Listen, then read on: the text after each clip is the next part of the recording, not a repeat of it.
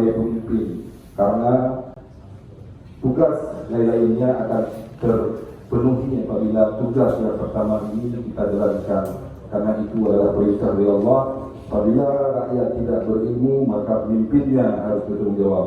Jadi itu mungkin harapan saya kepada Bapak PJ di 7 kampung di dalam wilayah Kecamatan Mandasakti, bahwa dalam membudayakan atau menumbuhkan rasa syukur daripada masyarakat itu harus melalui ilmu agama. Jadi itu harapan saya.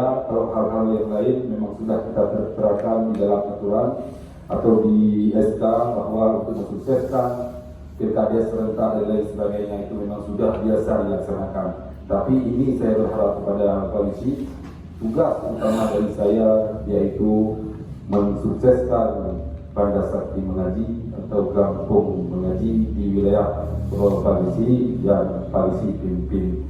Mungkin hal-hal yang lain ada Mandasakti tertib dan Mandasakti bersih. Mungkin saya berharap di 7 kecil ini juga harus membudayakan kembali jiwa gotong royong yang dilaksanakan di tengah-tengah masyarakat. Mari kita bangkitkan kembali.